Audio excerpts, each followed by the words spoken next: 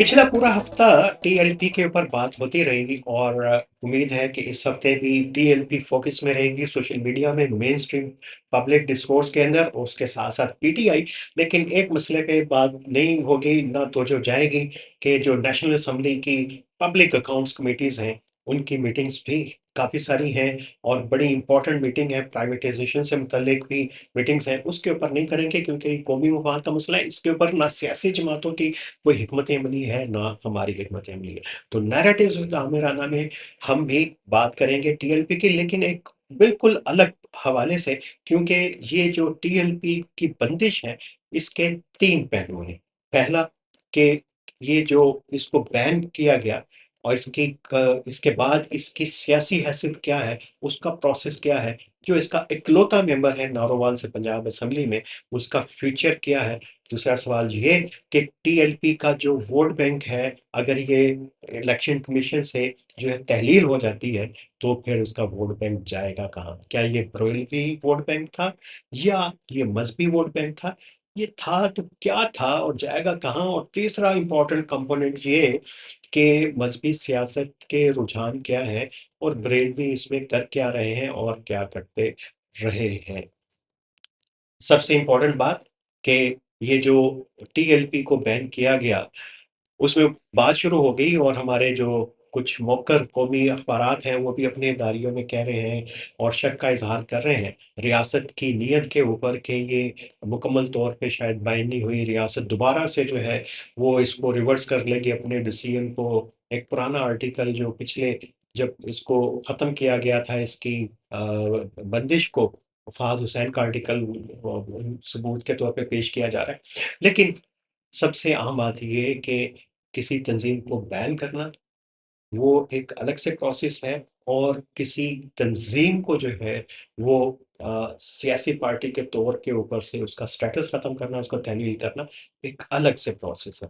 कहीं न कहीं दोनों आपस में मिलते भी हैं, लेकिन जो सेंट्रल रोल इसके अंदर है, वो है इंटीरियर मिनिस्ट्री का, फेडरल इंटीरियर मिनिस्ट्री का और ये 2 सतहों के ऊपर होता है। एक एग्ज़ेक्टिव की सतह के ऊपर किसी भी तंज़ीम को बैन किया जाता है और जो इंटीरियर मिनिस्ट्री ने किया, दूसरा जो है फिर इसका लॉ मिनिस्ट्री के ज़रिए जो है फिर एक जुडिशियल प्रोसेस के अंदर जो है ये चीज़ें जाती हैं और उसके बाद ही कोई जो है गिरोह जमात जो है वो तहलील हो सकती है, उसका सियासी जो जमात का स्टेटस है वो ख़त्म हो सकता है।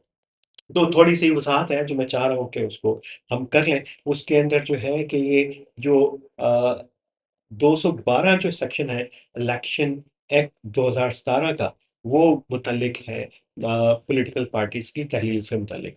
उसके अंदर ज़ाहिर है कि 3 वजूहात हैं कि वो ऐसी पार्टी जो फॉरेन फंडेड हो, ये इल्ज़ाम पीटीआई के ऊपर भी लगता रहा और उसके ऊपर उसका एक पूरा केस चलता रहा था इलेक्शन कमीशन के अंदर और उसका नतीजा ज़ाहिर है कि कुछ नहीं निकला था। उसके तहत इसको फ़ाइल किया जा सकता है, इसको बैन करने के लिए, इसको तहलील करने के लिए इलेक्शन कमीशन के अंदर।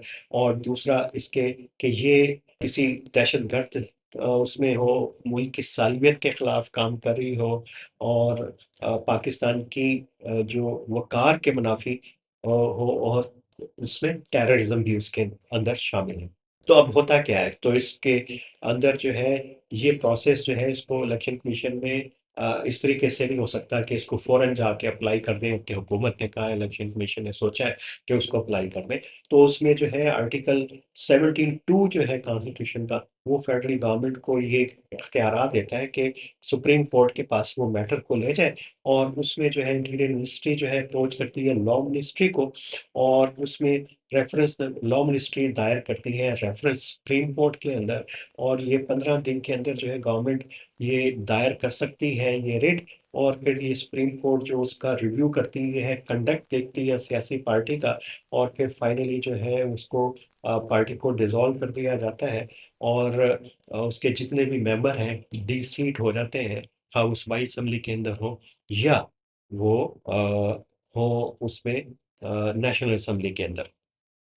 तो अभी ये तो हमने बात की कि टीएलपी का तो स्टेटस अभी तक इंटैक्ट है, जब तक जो है interior ministry law affair ministry को नहीं लिखती और लॉ अफेयर मिनिस्ट्री जो है वो जुडिशियल रिव्यू प्रोसेस के लिए नहीं जाती, तब तक तो ये है और इनका इकलौता मेंबर जो है वो बरकरार रहेगा। लेकिन लगता यही है कि रियासत के इरादे जो हैं वो तब्दील होने वाले नहीं हैं और टीएलपी को अल्टीमेटली जो है वो अ, इसको सियासी जमात के तौर के ऊपर भी तहलील किया जाएगा। इस किस्म की इत्तलात आ रही हैं, जो लोग वाकिफ़ हैं सूरत-ए-हाल से, हमें रियासत के इदारों के ऊपर शक ही रहता है और अभी भी है कि बाद में क्या हो, लेकिन फ़िलवक़्त के आसार यही हैं कि ये इसको रहेगा। तो अब उसके अंदर फिर ये सवाल पैदा होता है कि ये बरेलवी जो सियासी जमात के तौर के ऊपर तहरीक-ए-लब्बैक पाकिस्तान ने 2 मर्तबा जो है, जो 2 लाख 20 लाख से ज़्यादा वोट लिए, 22 लाख वोट लिए, तो ये वोट जाएगा कहाँ? सबसे आम सवाल तो ये है, क्या ये कोई बरेलवी वोट था? क्योंकि जो पाकिस्तान के अंदर जो बरेलवी सियासत रही है वो 70s से लेके और अब तक 70s के अंदर बेस्ट प्रोग्रेस थी, उसके बाद इसने हमेशा से डिक्लाइन ही इसको इसको देखा है। उसके 2 धड़े बनते रहे हैं, एक जो है वो जो है आमरीतों के साथ भी रहे हैं, तो दोनों धड़े, लेकिन उसका एक टेंडेंसी एंटी एस्टेब्लिशमेंट इसके अंदर रही है, बरेलवियों के अंदर। नूरानी साहब उसको लीड करते रहे, एमएमए के अंदर एक दौर के अंदर नियाज़ी साहब थे, वो मियाँ नवाज़ शरीफ के साथ थे। तो इनकी इसी किस्म की पॉलिटिक्स थी, जैसे पीरों की होती है घरानों की, वो जो है जो चढ़ते हुए सूरज के साथ जो भी बड़ी पार्टी है, पीपल्स पार्टी है, पीटीआई है, नून लीग है, उसके साथ जाके अलायंस कर लेते हैं। तो ये बरेलवी पॉलिटिक्स भी इसी तरह की थी। उसमें जो सबसे ज़्यादा फ़र्क डाला था, वो ताहिरुल कादरी ने डाला था। पहले मिनहाजुल कुरान बनाई और उनका एक इमेज बनना शुरू हुआ और फिर उन्होंने अपनी तहरीक उसकी बनाई और ये जो है उसमें वो लीड करते रहे। उन्होंने भी कोशिश की कि अपोज़िशन के साथ भी रहें और गवर्नमेंट के साथ भी वो साथ-साथ चलते रहे। तो ताहिरुल कादरी के अंदर वो पोटेंशियल था एक दौर में कि वो जो है ब्रेलवी वोट को कनेक्ट कर सके। और करने की कोशिश भी की, लेकिन वो एक ऐसे कादरी साहब रईस आदमी थे कि वो उनका जो प्रायोरिटी जो है, वो ऐसी ताकत का हसूल था और दौलत के साथ कि जिसके अंदर उनकी अकाउंटेबिलिटी ना हो। उसकी बुनियाद के ऊपर उनकी पार्टी के अंदर भी तब्दीलियाँ आती रहीं, फिर वो बार-बार कंप्रोमाइज़ करते रहे और रियासत के साथ जो है, वो इदारों के साथ खड़े रहे। कभी वो बेनज़ीर भुट्टो के साथ खड़े हो जाते थे, कभी हम इसमें भी तज़िया करेंगे कि हर दौर के अंदर जो सियासी अभी करेंगे मिलके जमातों के प्रोसेस के अंदर जो है कुछ लीडर जो हैं, जो टाँगा पार्टियाँ हैं, अपने शोल्डर पेश करती रही हैं।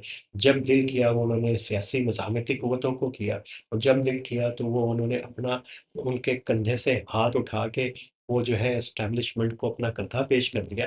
तो इस किस्म की जो है वो गिमिक्स चलती रहीं और ताहिरुल कादरी ने भी यही किया। और ये कज़न थे इमरान खान को डिक्लेयर किया था इन्होंने, ये पार्टियाँ थीं। ये मुशर्रफ के दौर के अंदर भी पार्टियाँ थीं, उनके रेफ़रेंडम के अंदर भी ये साथ थे, फिर ये धरनों के अंदर भी साथ रहे। तो इनकी पॉलिटिक्स जो है कादरी साहब की जो है इसी किस्म की रही, लेकिन इमरान खान ने जो है एस्टेब्लिशमेंट को इस्तेमाल करके जो है बिल्कुल अपने लिए रास्ते भी निकाले और 2018-19 के बाद उन्होंने एक इंडिपेंडेंट जो है पॉलिटिकल डिस्कोर्स उन्होंने ग्रेजुअली इख्तियार करना शुरू किया। मुस्तकबिल का पता नहीं, अभी तो जेल में है, लेकिन हम बात कर रहे हैं बरेलवी वोट की, तो ये जाएगा कहाँ? तो ये जो टीएलपी को मिला, ये बरेलवी वोट नहीं था। बरेलवी वोट अपनी जगह पे इंटेंट था, जो हज़ारों के अंदर है, उसकी पार्टियाँ हैं, जेयूपी कराची में है, जो कुछ हज़ार वोट लेती है, निज़ाम-ए-मुस्तफ़ा पार्टी, ये वो, इधर के छोटे-मोटे ग्रुप हैं, फिर ये एक साहबज़ादा फज़ल करीम के साहबज़ादे जो हैं, वो अभी पीटीआई के साथ हैं, जिनका बड़ा शोरा था सुन्नी इत्तेहाद कौंसिल का और जिसके ऊपर पीटीआई ने भी बेट किया था कि जी हम अपने मेंबर उसके अंदर दे देंगे। तो ये इनकी टोटल पॉलिटिक्स है और इनका कोई वोट बैंक नहीं था और उसी जगह पे है।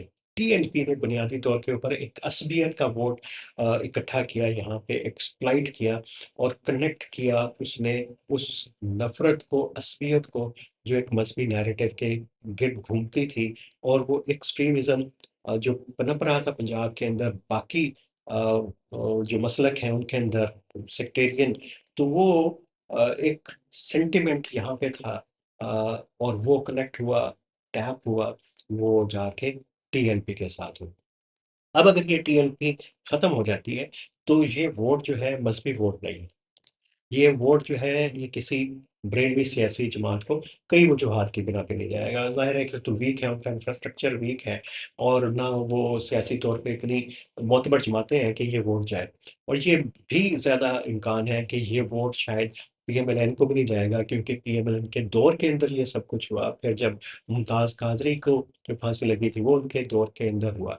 तो ये तमाम पस मंज़र है, ये पीएमएलएन के तौर पे नहीं जाएगा। मेबी इसमें से कुछ प्रोपोर्शन जो है, अगर वक़्त आता है और इलेक्शन का, तो उसमें कुछ एक हिस्सा जो है वो पीटीआई की तरफ चला जाए। लेकिन ये वोट या तो घर से नहीं निकलेगा, ये एक बड़ा नाउम्मीद, मायूस वोट होगा और ये इसकी डायरेक्शन कोई नहीं होगी, सिवाय पीटीआई के। इसको कोई इतना इफ़ेक्टिवली टैप नहीं कर सकता और ज़ाहिर है पीटीआई जो है, इसको बहुत अच्छा टैप नहीं कर पाएगी, क्योंकि उसकी अपने जो है वो सियासी मजबूरियाँ हैं। तो अभी मसला है कि ये मज़हबी जमातें जो हैं वो तो खुद भी, बरेलवियों के अलावा भी जो है वो बड़े क्राइसिस का शिकार हैं। इस वक़्त अगर आप मंज़रनामे पे देखें तो आपको वैसे तो पार्टियाँ बेतहाशा नज़र आएँगी, जमात इस्लामी से लेके, और ये हमने बरेलवी पार्टियों का भी कहा, जेयूआई का भी है। तो मौलाना फज़लुर रहमान इस वक़्त लगता है कि एक सबसे अहम और सियासी मुदब्बर ही रह गए हैं। उनकी पॉलिटिक्स से इख्तिलाफ़ है, बेतहाशा इख्तिलाफ़ है और ऐसा लगता है कि उनके बाद भी कोई ऐसी लीडरशिप नहीं है जो मज़हबी सियासत में देवबंदी सियासत को इकट्ठा कर सके। हाफ़िज़ नईम के तेवर सबने देख लिए हैं, उनका सियासत का अंदाज़ देख लिया है, तो वो जो आखिरी जो लीडर था जमात इस्लामी में, जिसकी कोई अवामी अपील थी, काज़ी हुसैन अहमद था, एक मुकम्मल ज़वाल है जमात इस्लामी के अंदर। और ये इनिशिएटिव ले रहे हैं कि ये रिफ़ॉर्म्स टाइप की पार्टियाँ जो हैं, ये इस तरह की एक पार्टी बन के रहेगी और मज़हबी जमातों का मुस्तकबिल जो है, वो इतना ताबनाक नहीं है। और मौलाना फज़लुर रहमान अगर नहीं होते, जेयूआई की शायद वोट बैंक इंटैक्ट रहेगा, इसके कुछ लोग आते रहेंगे, लेकिन ये ग्रेजुअली जो है वो तक़सीम दर तक़सीम होती जाएगी, क्योंकि लीडरशिप आप पीछे से उठा के देख लें, आप नाम उठा लें, हैदरी साहब से लेके और ये हमदुल्ला और सारे ये लोग क्या हैं, इनका स्टेचर क्या है और इनके अंदर अहलियत क्या है बात करने की, लोगों को इंटैक्ट रखने की, पॉलिटिकल प्रोसेस को आगे लेके चलने की। तो इस वक़्त मज़हबी सियासत के जो चिराग हैं, उनके अंदर तेल तो है, लेकिन उनकी बत्तियों की लो बड़ी मद्धम है और ये मद्धम हमेशा लीडरशिप से ही होती है और वो हमें नज़र नहीं आ रही। तो लगता ये है कि अगर पाकिस्तान में पॉलिटिकल डिसॉर्डर चलता है, तो उसमें मज़हबी जमातों की कुव्वत कम होगी। ये चाहे कि कोई बहुत हादसा ना हो जाए, जैसे कि 9/11 का हो गया था, एकदम से मज़हबी सेंटिमेंट हुआ और जब तक इलेक्शन आएगा, ये जो टीएमपी का सेंटिमेंट है, ये भी डिफ्यूज़ हो चुका हुआ होगा या ये भी मंदम पड़ चुका हुआ होगा। और ये कि बरेलवी जमातें दोबारा क्या ये कुव्वत हासिल कर पाएँगी? हमें नहीं लगता कि ये कोई दोबारा से कुव्वत हासिल कर पाएँगी और उसके लिए ये हमेशा से इत्तेहाद करती रही हैं। जैसे हमने कहा कि ये कभी नूरानी साहब जो हैं वो एमएनए के अंदर रहे।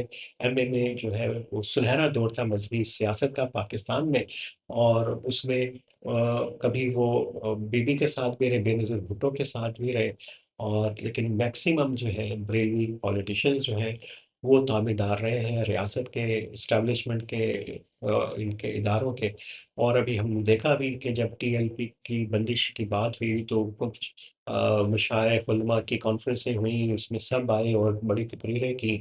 और अगर सोशल मीडिया में भी देखें तो ऐसे लग रहा है कि बरेलवियों ने जो है टीएलपी को, बरेलवी सियासी लीडरशिप ने और उलमा कराम ने टीएलपी को उसकी हरकतों की वजह से अबैंडन कर दिया है। उसकी ओनरशिप, उसकी हिमायत करने वाला कोई नहीं है और ये लगता है कि अब ये सेंटिमेंट जो है डाइल्यूट होना शुरू होगा, लेकिन मुकम्मल तौर पे तो डाइल्यूट शायद ना हो।